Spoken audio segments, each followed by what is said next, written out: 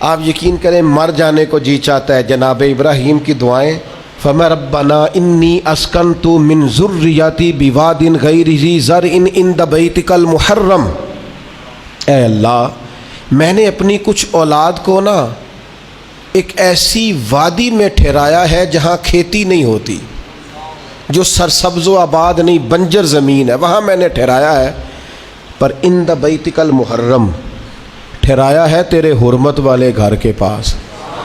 حضرت ابراہیم علیہ السلام کو حکم ہو گیا کہ بیٹے کو اور بیوی کو بیت اللہ چھوڑ آؤ۔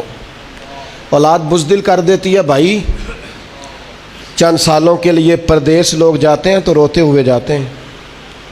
غیر معینہ مدت کے لیے جناب ابراہیم اپنے لخت جگر کو، اور بیٹا بھی عام نہیں، حضرت اسماعیل علیہ السلام اتنے سونے تھے کہ ان جیسا خوبصورت کوئی نہیں۔ جناب ہاجرہ کو اور بیٹے کو تھوڑی سی کھجوریں دے کے، مشکیزہ پانی کا دے کے بیت اللہ کے پاس بِوَادٍ غَيْرِ ذِي زَرْعٍ، قرآن کہتا ہے ایسی وادی جہاں کھیتی نہیں ہوتی، بنجر جگہ چھوڑا جناب ابراہیم نے۔ پلٹنے لگے تو جناب ہاجرہ دامن تھام کے کہنے لگی بیٹے کو چھوڑ کے جا رہے، پتر کو چھوڑ کے جا رہے، مجھے چھوڑ کے جا رہے۔ حضرت ابراہیم چپ ہیں۔ میری بہنوں، اپنے شوہروں سے سوال پوچھنے والیوں نہیں ہوتے کچھ سوالوں کے جواب شوہر کے پاس۔ اپنے بزرگوں سے سوال پوچھنے والے بیٹوں نہیں کچھ سوالوں کے جواب ہوتے۔ روز اپنے بڑوں کو کٹہرے میں کھڑے کرنے والوں کچھ سوالوں کے جواب نہ پوچھا کرو۔ کچھ راز ایسے ہوتے ہیں جن کے بارے میں نہ گفتگو کرو۔ پوچھا خاتون نے کیوں چھوڑ کے جا رہے ہو؟ جناب ابراہیم چپ ہیں۔ پھر پوچھا کیوں چھوڑ کے جا رہے ہیں؟ وہ خاموش ہیں، کیونکہ بات ہی بڑی انوکھی ہے، بیٹے کو چھوڑ آنا، بیوی کو چھوڑ آنا ایسی جگہ جہاں کھیتی کوئی نہیں، پانی کوئی نہیں۔ پھر حضرت ہاجرہ خود ہی بولی، فرمانے لگی آپ چھوڑ کے جا رہے ہیں یا رب کا حکم ہے؟ تو حضرت خلیل کہنے لگے ہاجرہ اللہ کا حکم ہے۔ تو تسلی حضرت ابراہیم نے دینی تھی نا کہ ہاجرہ فکر نہ کرنا، رب کا حکم ہے، تو گھبرانا نہ، یہاں خیر ہوگی۔ جب حضرت ہاجرہ نے سوال کا جواب لیا اللہ کا حکم ہے کہ اللہ کا حکم ہے، اب حضرت ہاجرہ بولتی ہیں اور جناب خلیل سے عرض کرتی ہیں ہماری فکر نہ کرنا، اس لیے کہ جس رب نے کہا ہے نا یہاں چھوڑ جاؤ وہ بڑا کریم ہے، وہ ہمیں ضائع کبھی نہیں کرے گا۔ وہ کر تو صحیح نا تو یہ بھروسہ اپنے رب۔ سیکھ جناب اسماعیل کی والدہ جناب ہاجرہ سے، سیکھ جناب ہاجرہ سے اللہ پہ بھروسہ کرنا۔ اللہ کبھی ہمیں ضائع۔ پانی ختم ہو گیا تھوڑی دیر میں مشکیزے کا، کھجوریں ختم ہو گئیں، بیٹا پیاس سے زمین پر ایڑیاں مارتا، جناب ہاجرہ دوڑ کے ادھر جاتی صفا پہ، پھر دوڑ کے مروہ پہ، پھر صفا پہ، پھر مروہ پہ، 7 چکر لگائے۔ فرشتے نے آ کے اس جگہ پر مارا جہاں جناب اسماعیل کی ایڑیاں لگتی تھیں، زمزم جاری ہو گیا، مالک ہو گیا ایک دفعہ جناب ہاجرہ کا جانا آنا۔ تو کریم نے فرمایا میرا کلیم چھوڑ آیا،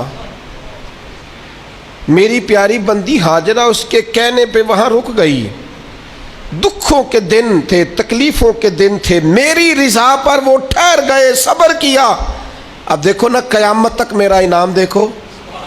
ہاجرہ تو پانی کے لیے دوڑی تھی نا سلام اللہ علیہا، تو وہ سامنے پانی کا کوڑر لگا ہے، ٹھنڈا بھی ہے اور سادہ بھی ہے، لیکن مالک فرماتا ہے حاجیو دوڑو، دوڑو مروہ پہ، دوڑو صفا پہ، ان الصفا والمروہ من شعائر اللہ، یہ صفا مروہ اللہ کی نشانیاں ہو گئیں۔ تو رب کی رضا پہ صبر کرنا، اور صبر کر کے تجھے تھوڑی سی مشقت کرنی بھی پڑی نا تو مالک کا انعام دیکھ۔ قیامت تک جو عمرہ کرنا جائے گا، حج کرنے جائے گا، پانی سامنے پڑا ہے پر دوڑنا پڑے گا۔ دوڑو میلین اخدرین، دوڑو ان کے بیچ۔ کیوں؟ پسند آ گئی ہے نا جناب ہاجرہ کی ادا، پسند بھا گئی ہے جناب ہاجرہ کی ادا، کمال کر دیا جناب ہاجرہ نے۔ یہ عشق و محبت کا سفر ہوتا ہے، سارا حج کا سفر، سارا وارفتگی کا سفر ہے، اللہ والوں کی یادوں کا سفر۔ حضرت ابراہیم جب چھوڑ آئے نا تو اولاد ہوتی ہے نا.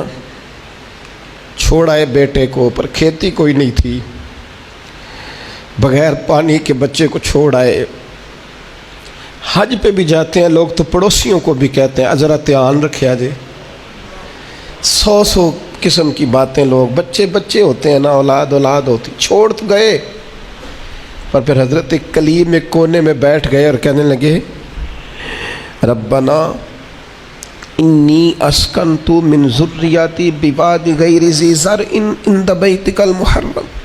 اے اللہ، میں نے اپنی اولاد میں سے کچھ کو نا اس وادی میں ٹھہرایا جہاں کھیتی نہیں ہوتی، سبزہ نہیں ہوتا، پھل نہیں، پر عند بیتک المحرم ٹھہرایا میں نے تیرے گھر کے پاس ہے. او بیٹو بیٹیوں دیکھو ماں باپ کا پیار کیسا ہوتا ہے. کہنے میں نے ٹھہرایا ہے وہاں. مالک ایک دعا ہے تیرے خلیل کی، ربنا لیقیموا الصلاۃ. اے اللہ میں چاہتا ہوں یہ نماز قائم کرے. پہلی بات نماز کی، میں چاہتا ہوں میرے بچے نمازی ہو، سویرے اٹھیں، تیرے حضور سجدہ ریز ہوں، وضو کریں، عبادتیں کریں، ریاضتیں کریں. اگلی بات بڑی انوکھی ہے، فرمایا فَاجْعَلْ أَفْئِدَةً مِّنَ النَّاسِ تَهْوِي إِلَيْهِمْ. اے اللہ لوگوں کے دل ان کی طرف مائل کر دے. دنیا میرے بچوں سے پیار کرے، لوگ اولاد اسماعیل سے پیار کریں، ان کی طرف لوگوں کے دل پھیر دے. قیادتوں کا ہر دل عزیز ہونا بڑا ضروری ہوتا ہے. جسموں پہ حکومت کوئی حکومت نہیں ہوتی. انسان کے جسموں پر وجود پر حکومت کرنا کوئی کمال نہیں. اصل کمال ان کا ہوتا ہے جو دلوں پر حکومت کرتے ہیں. دل جھکے چلے جاتے ہیں، طبیعتیں بڑی چلی جاتی ہیں. آنکھوں پہ پٹی بھی باندھ دیں تو محبوب کے دروازے کی طرف انسان بڑھتا ہی چلا جاتا ہے. کہا لوگوں کے دل پھیر دے ان کی طرف، لوگ ان سے پیار کرے. ہر سال دنیا قربانی کرتی ہے. رسول پاک علیہ الصلوۃ والسلام نے حد بندی، یا رسول اللہ قربانی کیا ہے؟ فرمایا جناب ابراہیم کا طریقہ ہے. ہر سال ذکر ہوتا ہے جناب ابراہیم کا، ہر سال ذکر ہوتا ہے حضرت اسماعیل، ہر جگہ ذکر ہوتا ہے جناب یعقوب کا، جناب یوسف کا. اپنی اولاد کے لیے دعا مانگا کرو، رب لوگوں کے دلوں میں ان کی محبت پیدا فرمائے. بندہ اچھا لگتا ہے، وہ بندہ پیارا لگتا ہے جو اولاد سے پیار کرے، اس سے پیار ہو جاتا ہے جو بچوں سے پیار کرے. اللہ ان کی طرف لوگوں کے دل پھیر دے. پہلے نمازی بنا دے، پھر انہیں ہر دل عزیز بنا دے. اب حضرت ابراہیم کہتے ہیں وَارْزُقْهُم مِّنَ الثَّمَرَاتِ لَعَلَّهُمْ يَشْكُرُونَ. یا اللہ انہیں پھلوں میں سے رزق بھی دے تاکہ یہ تیرا شکر ادا کرے. اللہ انہیں رزق بھی عطا فرما، انہیں پھلوں میں سے رزق بھی دے. اولاد کے لیے دعا مانگا کرو، انہیں اللہ روزی دے وسیع، اولادیں کسی کی محتاج نہ ہوں، بچے کسی کے دست نگر نہ ہو، کسی کے ہاتھ نہ دیکھنے پڑے، کسی کی طرف بڑھنا نہ پڑے. آگے ارشاد فرماتے ربنا انک تعلم ما نخفی وما نعلن. حضرت ابراہیم نے بات ہی کھول دی. فرمایا اے رب تو جو ہم ظاہر کرتے ہیں وہ بھی جانتا ہے اور جو ہم چھپاتے ہیں وہ بھی جانتا ہے. وما یخفا علی اللہ من شیء فی الارض ولا فی السماء. اللہ پر کوئی چیز چھپی ہوئی نہیں، نہ زمینوں میں نہ آسمانوں میں. پھر اولاد کے لیے دعا مانگی جا رہی. اس شہر کے لیے بھی دعا مانگی جہاں بچے رہتے، یہاں امن رہے. یہ بھی دعا مانگی کہ یہ نمازی ہو جائے. یہ بھی دعا مانگی حضرت ابراہیم علیہ السلام نے کہ اللہ انہیں رزق دے پھلوں میں سے. یہ بھی دعا مانگی لوگوں کے دل ان کی طرف کر دے. اور پھر کہا تو جانتا ہے ہمارے ظاہر اور باطن کو. پھر ارشاد فرمایا کہ میں اب بیچ میں شکر بھی ادا کرتے ہیں. کہتے ہیں الحمدللہ الذی وہب لی علی الکبر اسماعیل و اسحاق.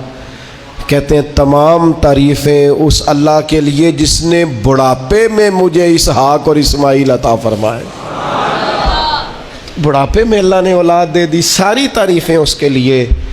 پھر ارشاد فرماتے ہیں ان ربی لسمیع الدعا. بے شک میرا رب دعاؤں کا سننے والا ہے. آگے ارشاد فرماتا ہے رب اجعلنی مقیم الصلاۃ ومن ذریتی. اے اللہ مجھے بھی نماز قائم کرنے والا بنا دے اور میری اولاد کو بھی نماز قائم کرنے والا بنا دے۔ کیا ہی مزہ ہے اگر باپ بیٹا ایک صف میں کھڑے ہو کے نماز پڑھیں، کیا ہی لطف آئے اگر باپ بیٹا کٹھے احرام باندھ کے طواف کریں، کیا مزہ ہی آ جائے اگر کبھی باپ بیٹا بیٹیاں اہل خانہ سارے کٹھے حضور کی بارگاہ میں حاضر ہو۔ کیا نرالا انداز، مجھے بھی نمازی بنا دے اور میری ربنا وتقبل دعا، یا اللہ ہماری اس دعا کو قبول فرما لے، اس دعا کو قبول۔ ربنا اغفر لی والی والدیہ، پچھلی ساری دعائیں اولاد کے لیے، اب کہا ربنا اغفر لی والی والدیہ، اے اللہ مجھے بھی بخش دے اور میرے والدین کو بھی بخش دے، ان کی بخشش کر دے۔ وَلِلْمُؤْمِنِينَ يَوْمَ يَقُومُ الْحِسَابِ، اور جس دن تو حساب لے اس دن تمام مومنوں کی بخشش فرما دے، اللہ سب کو بخش دے حساب والے دن۔